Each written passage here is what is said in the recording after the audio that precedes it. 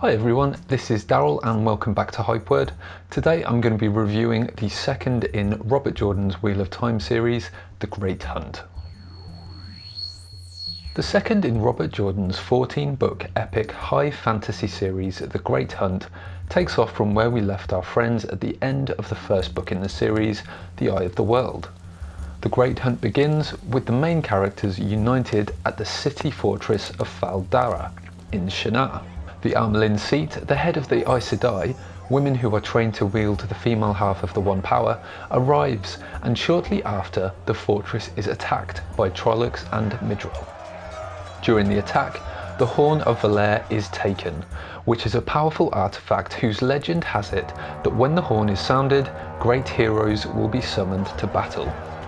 Seeking to recover the horn, Ingtar, a Shannarian soldier, leads a group including Rand, Mat and Perrin after those who took it, a group of Shadowspawn and Dark Friends.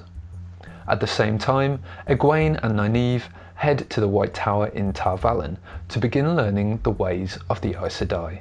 In the first book in the series, The Eye of the World, Jorden establishes his characters, but it's in the second book that I feel they really come to life. He successfully develops them further and brings them all along in their character arcs in ways that I felt as though I was not only journeying with them, but growing with them too.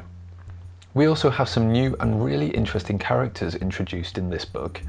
What I really liked about this was that although in my head I knew some of these were complete plot devices, Jorden still took the time to develop them in actual layered characters that made me react emotionally to them and care, which is monumentally important in any story.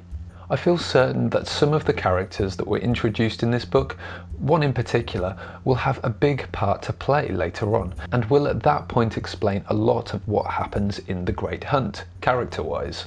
It's in the characters that you can really tell Jorden is playing the long game.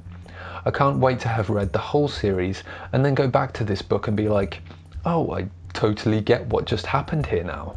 Jorden does a great job at expanding and adding to the world building that began in The Eye of the World.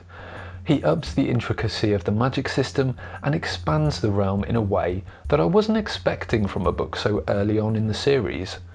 I expected this to happen, of course, introducing other lands and etc., but I thought this would happen maybe in book 5 or book 6 in order to inject some fresh stories and conflict.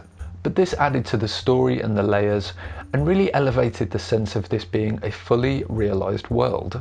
It's also in The Great Hunt that Jorden excels in exploring the different social systems, caste systems and cultural taboos, which in my opinion create the details that have the potential of lifting a world from being flat and kinda samey to a world that is rich, textured and unique. In my review of The Eye of the World, I go a little bit into the familiar fantasy tropes that Jorden uses in the story.